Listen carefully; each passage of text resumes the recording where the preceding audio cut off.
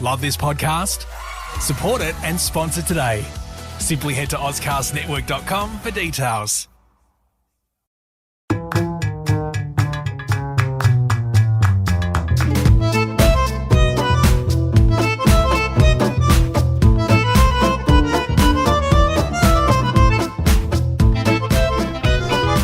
Hello everybody, welcome to this episode of Talking Tendons.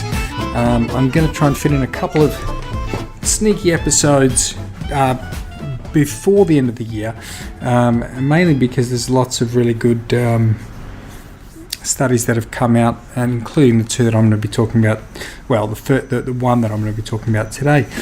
Also wanted to let people know that the tendinopathy course, Mastering Lower Limb Tendinopathy, will be updated. So if you're after a new challenge for 2021, have a look at the new update, which will be on sale during December sometime. Alright, so in this episode, I'm going to talk about a paper by Stefan Breda, and he's the first author. The last author is Robert Jan de Vos, who is a superstar of Achilles tendinopathy and, well, tendinopathy research. There's also Johannes, or Hans as we know him, Zwerber. He is also an author on the paper. The team is from the Netherlands, and as I say, they do fantastic work in tendinopathy, and this one's on Patellar Tendinoapthy. And Stefan Breda, the lead author, has undertaken a trial effectiveness of progressive tendon loading exercise therapy in patients with Patellar Tendinopathy, a randomized controlled trial. So I really like the way they've written this paper. It's a real pleasure to read because they get straight to the point and convey the science very, very well. You will see that I was surprised to see that they've taken our expert opinion piece from 2015 that was published in the Journal of Orthopedics and Sports Physical Therapy.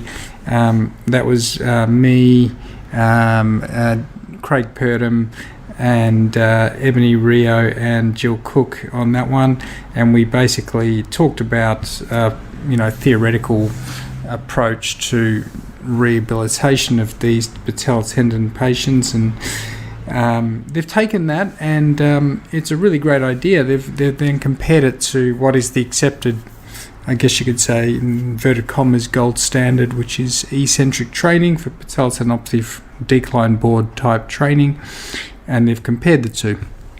And I think it's a great idea because no one has done that before. It's sort of, I guess it's, put your money where your mouth is type thing for us, in inverted commas, again, experts, because they're sort of asking the question, is this program any better than just the eccentric program that is out there already? These experts are recommending this program, but is it actually any better? So as I say, it's a randomized trial, so comparing one exercise to another. It is so there's no control group or wait and see. It's just one exercise versus the other, which is really common in the tendinopathy literature. So it's probably similar to the Kongsgaard study, most similar to that study, because that study looked at eccentric training versus the heavy slow resistance.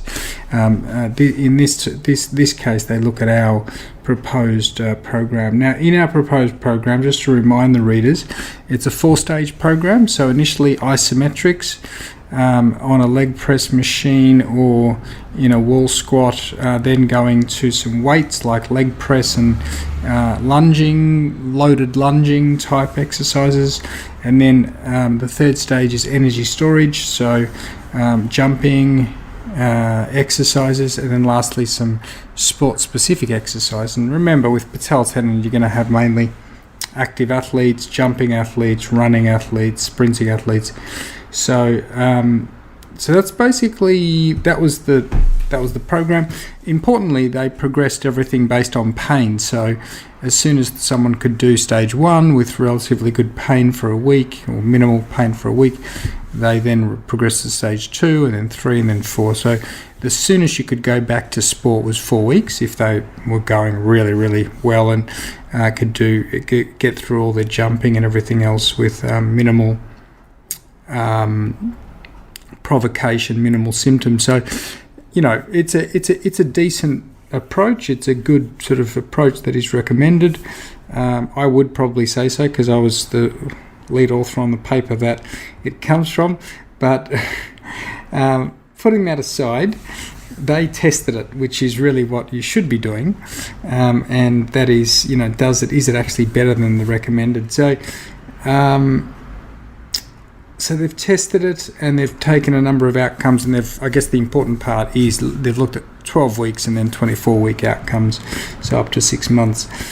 So read the paper, which I'll link to the episode, but I'm going to give you the summary of what they found. They found that, first of all, they did a rigorous recruitment process where they excluded lots of people that didn't have severe enough pain or were the wrong ages. So the age range was 18 to 35. They excluded people who didn't do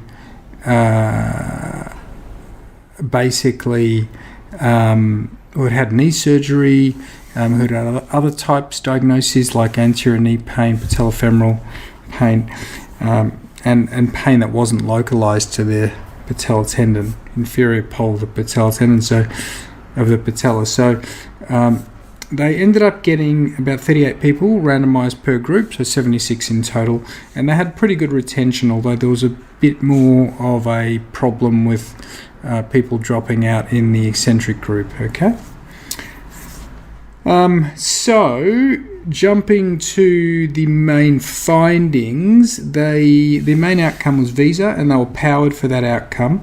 I'm pretty sure they were powered for the visa P outcome, so it's a pain and function outcome, and they did find that there was an effect at 24 weeks favouring, and it's nicely illustrated in the graph that they have in their paper, and I believe that is figure 4.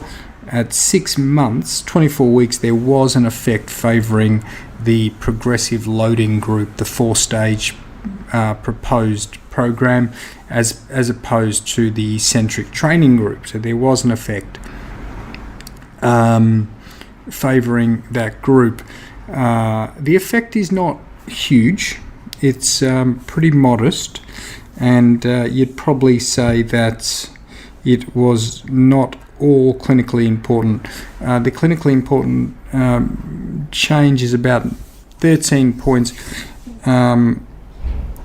Meaningful change is 13 points here. Here, the between group changes were between the confidence intervals 1 to 16 points. So you'd say it probably a modest change. Maybe it's not clinically meaningful, but it was statistically significant. So that was the primary outcome. Then they looked at a whole host of other outcomes, and I'm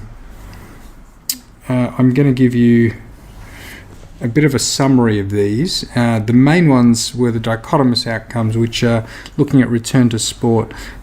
In the progressive group, so the intervention group, 21% return to sport at 12 weeks, and 7%. That was compared to 7%. So a third in the eccentric group, but it wasn't significantly different, those proportions. And then at 6 months, it was 43% in the progressive exercise group and 27% in the eccentric group. And again, it wasn't significantly different.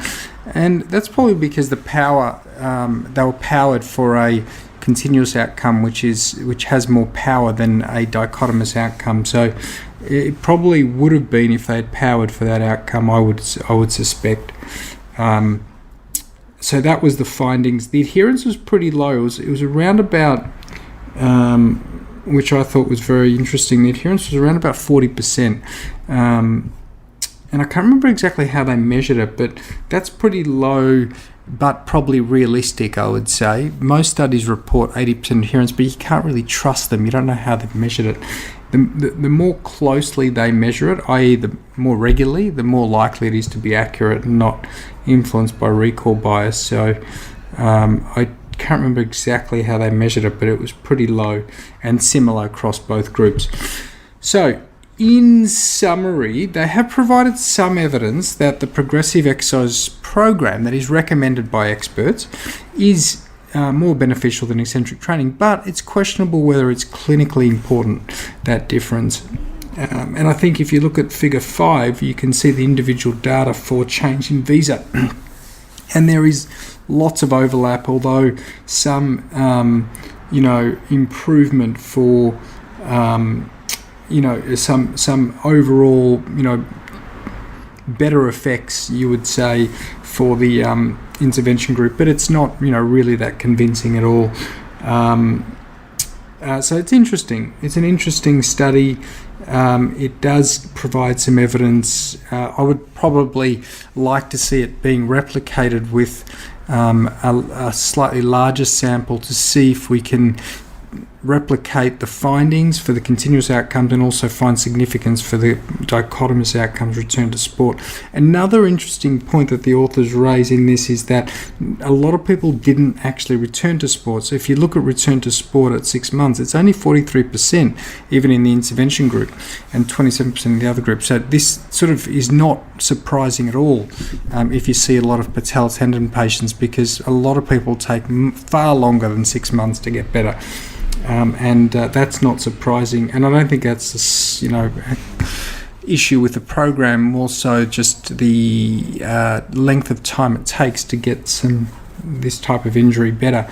They do talk about maybe increased adherence, getting that adherence up to 60-70% probably would make a difference, but we don't know that for sure. So it's interesting. I liked it because it is probably one of the only studies that shows, that I can think of, looking at comparing exercise in the patellar tendon space, that does one of the higher quality studies anyway, that does show a difference between the exercise interventions. So there is, I think it's encouraging, even though it's not clinically meaningful.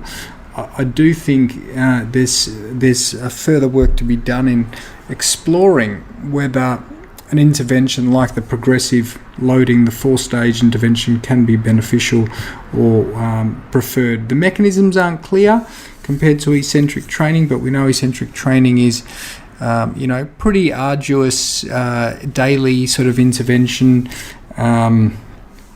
Not as easy to progress load as it is with something like the alternative that they use. So, I think I'll leave it at that. There's lots of interesting points. So again, really good work by these authors and an interesting paper to read. I will make sure that I link the paper to this Talking Tendons podcast. So thank you very much for listening. And again, look out for that paper by Stefan Breda, and it was published in British Journal of Sports Medicine. Thanks very much. See you next time.